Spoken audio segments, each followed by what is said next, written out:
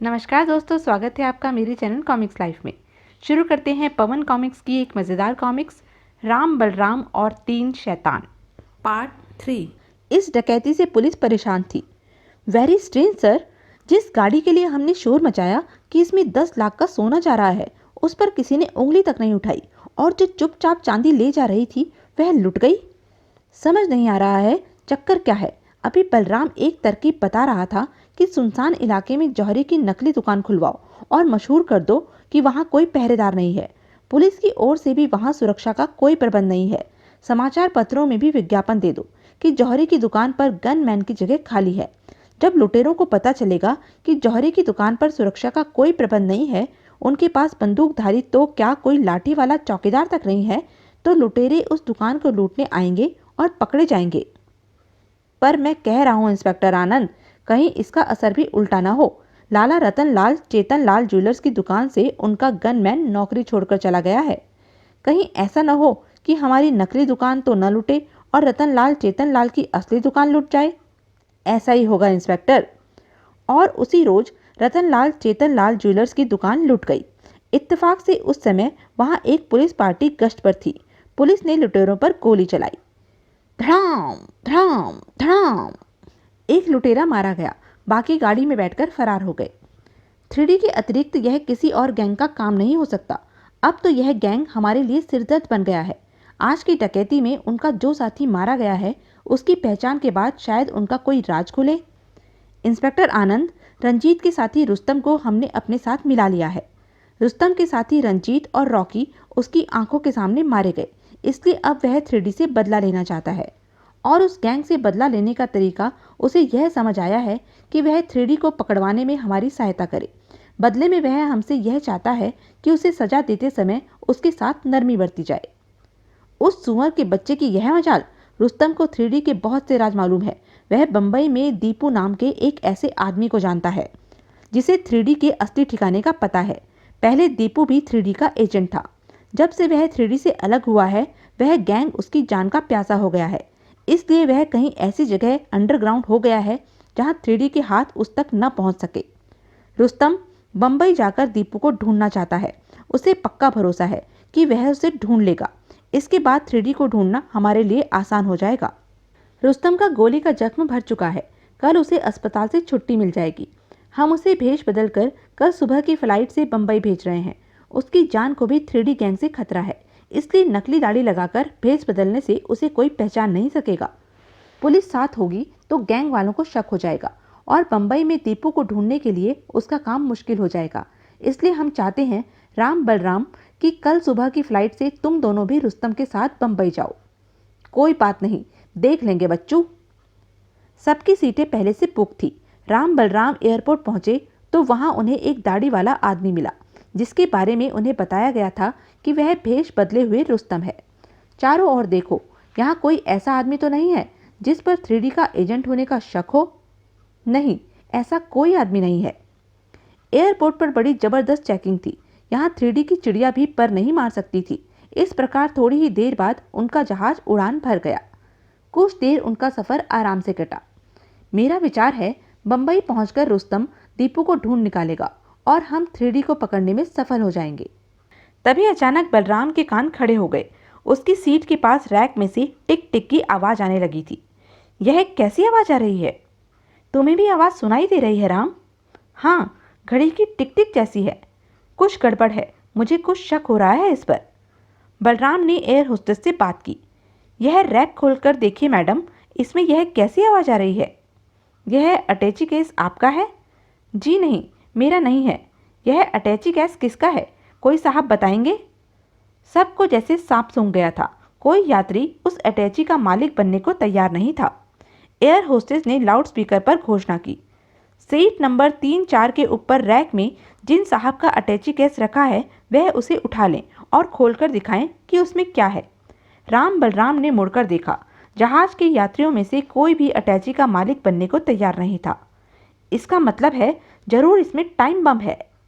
हे भगवान, लगता है मुझे मारने के लिए 3D अपना काम कर गया और कोई कारण नहीं हो सकता जहाज में बम रखने का। अटैची केस को खोलकर देखना चाहिए।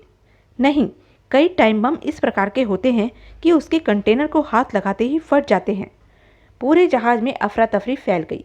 राम बलराम लपक कर पायलट की कैबिन में जा पहुंचे। कुछ कीजिए कैप्टन, हमारी सीट के ऊपर रैक में रखे अटैची में से टिक टिक की आवाज़ आ रही है। जरूर उसमें टाइम बम है जो किसी समय भी फट सकता है। हम पुलिस के एक खास भेदी को बम्बई ले जा रहे हैं। 3D नाम का एक गैंग उसकी जान का दुश्मन है। जरूर उन लोगों ने पुलिस की भेदी की जान लेने के लिए ही जहाज में टाइम बम रखा है। हम सब की जानें खतरे में हैं। टाइम बम किसी भी समय ब्लास्ट हो सकता है। उसकी हर टिक टिक हमें मौत की ओर ले जा रही है। इसका मतलब है कि किसी भी समय जहाज की धज्जियां उड़ जाएंगी और पुलिस के भेदी के साथ साथ हम भी मारे जाएंगे। क्या उस बैग को उठाकर बाहर नहीं फेंका जा सकता? नहीं, कुछ टाइम बम ऐसे होते हैं जो हाथ लगाने पर समय से पूर्व ही फट जाते हैं। हम नहीं जानते यह बम कैसा है। मुझे याद आया, यहाँ रास्ते में बहुत पुराना एक छोटा सा रनवे है जो अब इस्तेमाल में नहीं आता। हम सब से ठीक 4 मिनट बाद वहाँ पहुँच जाएंगे। अगर हमारी किस्मत अच्छी हुई और उस समय तक टाइम बम न फटा तो हम उस पुरानी हवाई पटरी पर फोर्स लैंडिंग कर जाएंगे। पास के कंट्रोल टावर से संपर्क करो। हेलो कंट्रोल टावर, हमारे जहाज में बम है। हम रास्ते में पुरानी हवाई पटरी पर फोर्स लैंडिंग कर रहे हैं। सावधानी से काम लेना, पटरी बहुत छोटी है। वह रही सामने हवाई पटरी, बहुत छोटी है। यहाँ उतरना इतना आसान नहीं। कुछ भी हो कैप्टन, फोर्स लैंडिंग तो करनी ही पड़ेगी। और हम कर भी क्या सकते हैं? पायलट ने फोर्स लैंडिंग की कोशिश की, लेकिन जहाज की स्पीड तेज थी और पटरी छोटी थी, इसलिए उसे नीचे आते आते ऊपर उठना पड़ा।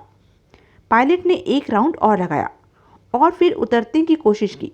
तभी बलराम को रनवे के पास 8-10 कारें खड़ी दिखाई दी। इस सुनसान जगह पर बेकार हवाई पटरी के पास इतनी कारों का क्या काम? जरूर कोई गड़बड़ है। जहाज ऊपर ले चलो कैप्टन। ऊपर ही ले जा रहा हूँ।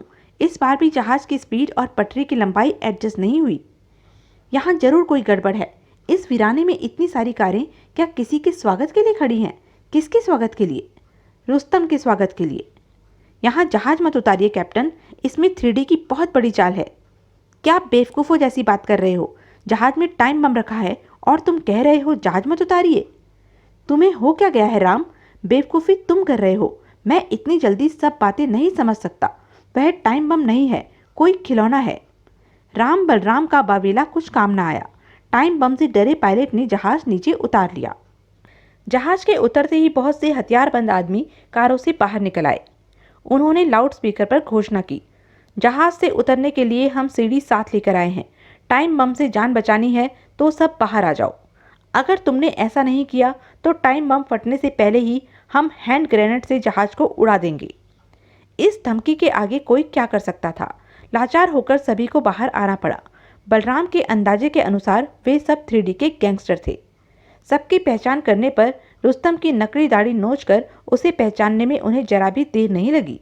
हमें पकड़वाने के चक्कर में घूम रहा है पहलवान। दीपू का पता लगाने बम्बई चला है। उसे तो हम बाद में ठिकाने लगाएंगे, पहले तुझसे हिसाब साफ कर लें। तुझे हम गोली से मारना चाहें तो अभी मार दे, पर हम खंजरों से काटेंगे। फिर जख्मों में करेले का मसाला भरेंगे और तुझे तड़पा तड़पा कर मारेंगे रुस्तम पहलवान। जहाज में कोई बम नहीं है। एयरपोर्ट पर सख्त चेकिंग के कारण टाइम बम तो हम रख ही नहीं सकते थे। अटैची में केवल एक खिलौना है जो बैटरी से चलकर टिक टिक कर रहा है। यह तो तुम्हें यहाँ उतरने पर मजबूर करने का बहाना था। हमने पता लगा लिया था कि तुम्हारे रास्ते में वीरान हवाई पटरी पड़ती है। बाकी तुम समझ गए होंगे। बम के डर से तुम यहाँ उतरे और तुम्हारे स्वागत के लिए हम यहाँ तैयार मिले। अब आप आराम से उस खिलौने से खेलिए और अपना जहाज ले जाइए। उसके बाद उनकी गाड़ी रुस्तम को लेकर चलती बनी। मैंने कहा था इसमें 3D की चाल है, जहाज यहाँ मत उतारो। सारे किए धरे पर पानी फिर गया। और तुम्हें पता नहीं क्या हो गया था राम कि मेरे मना करने पर भी तुम इस बात पर अड़े रहे कि जहाज को यहाँ जरूर उतारो। ऐसा लगता है उस समय तुम राम की बजाय उस गैंग के ही आदमी बन गए थे। मुंबई जाने की बजाय राम बलराम वापस लौट आए। इस नाकामी पर पुलिस का पूरा डिपार्टमेंट बौखला उठा। इंस्पेक्टर आनंद, इंस्पेक्टर राज, इंस्पेक्टर गौतम और एसएसपी कुमार अपना धैर्य खो बैठे। हमारी आंखों में धूल झोंककर वे कितनी सफाई से रुस्तम को ले गए। किसी को कानों कान खबर नहीं थी कि रुस्तम इस फ्लाइट से बम्बई जा रहा है, और वह भी भेस बदलकर। समझ में नहीं आता यह चक्कर कहाँ से चल रहा है। मुझे एक जगह पर अब भी शक है, चलो वहाँ फिर पूछताछ करते हैं। पुलिस शीशमहल पहुंची। आज बंबई जाने वाले जहाज के साथ एक ट्रेजेडी हो गई। इस सिलसिले में मुझे यहाँ काम करने वालों से पूछताछ करनी है। तभी बलराम की नज़र एक आदमी पर पड़ गई। उस आदमी को बुलाइए अंकल आनंद। कौन है यह?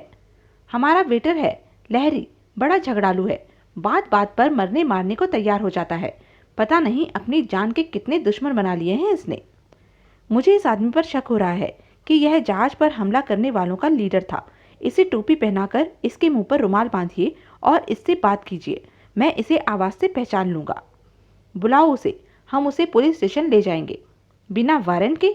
जी हाँ, बिना वारंट के। मैं चाहूँ तो आपको भी पुलिस स्टेशन ले जा सकता हूँ। आप तो नाराज़ हो रहे हैं इंस्पेक्टर साहब। लीजिए, सिगरेट पीजिए। इंस्पेक्टर अंकल सिगरेट नहीं पीते। लाइए, मुझे पूरा सिगरेट केस ही दे दीजिए, पेंसिलें रखने के काम आएगा। इस बातचीत के बीच वह वेटर जिसे इंस्पेक्टर आनंद पुलिस स्टेशन ले जाना चाहते थे, होटल से बाहर निकलकर सड़क पर भाग लिया। तभी दारूवाला का भेजा हुआ एक गुंडा पीछे से मोटरसाइकिल पर आया और अपने ही साथी की कमर में गोली मारता हुआ निकल गया। गोली की आवाज़ पर पुलिस होटल से बाहर आई। लोगों ने बताया कोई इसे मोटरसाइकिल सवार मार गया है। इंस्पेक्टर आनंद ने फ्लाइंग स्क्वाड को फ़ोन किया। मोटरसाइकिल और उस पर सवार आदमी को पहचान न होने के कारण उसका कुछ पता नहीं चला। वेटर की लाश पोस्टमार्टम के लिए भेज दी गई। शीशमहल होटल की पूरी तलाशी ली गई तो वहां से कुछ नहीं मिला। मैंने बताया था ना, यह वेटर बहुत झगड़ालू है, हर किसी से दुश्मनी मोल लेता फिरता है। अब किसी ने भी गोली मार दी होगी। पुलिस स्टेशन लौटे तो गुत्थी का एक सिरा हाथ आया। पिछले दिनों जौहरी की दुकान लूटने पर एक लुटेरा मारा गया था। जांच करने पर पता चला कि उसकी उंगलियों के निशान जेल से भागे हुए एक हत्यारे शालू से मिलते हैं, मगर शालू की तस्वीर से मरने वाले की शक्ल नहीं मिलती। इसका मतलब है शालू ने प्लास्टिक सर्जरी से अपनी शक्ल बदलवाई ही। तभी होटल के बाहर मरने वाले वेटर की उंगलियों के निशानों की जांच रिपोर्ट भी आ गई। सर, होटल के वेटर लहरी की उंगलियों के निशान जेब कतरे और छुरेबाज बंदूक पहलवान से मिलते हैं, जो हमारी पकड़ में नहीं आ रहा था। पर होटल के वेटर लहरी और बंदूक पहलवान की तस्वीरें आपस में नहीं मिलती। इसका मतलब है मरने वाला लहरी वास्तव में बंदूक पहलवान है और इसने भी प्लास्टिक सर्जरी से अपनी शक्ल बदलवाई थी। यह तमाम बातचीत राम के कान में लगे ट्रांसमीटर द्वारा गैंग तक पहुंच रही थी और वे लोग पुलिस के हाथों को अपनी ओर बढ़ता देखकर परेशान थे। अब अपनी औकात से आगे बढ़ते जा रहे हैं यह पुलिस वाले। ऐसी ही बातें मेरे दिमाग में आई थी जब मैंने बहाने से यह हथिया लिया था। अब इस पर बने उंगलियों के निशानों की जांच करवाइए। अभी भेजते हैं इसे लेबोरेटरी में। अब यह किस चीज़ पर उंगलियों की जांच करा रहे हैं? उस चीज़ का नाम नहीं लिया और राम के कान में माइक्रो ट्रांसमीटर फिट है। कोई टीवी कैमरा तो लगा नहीं है जो हम उसकी फ़ोटो देख सकते। तो यह थी अब तक की कहानी। आगे की कहानी जानने के लिए बने रहें मेरे साथ। और हाँ, मेरे चैनल को लाइक, शेयर और सब्सक्राइब करना ना भूलें। धन्यवाद।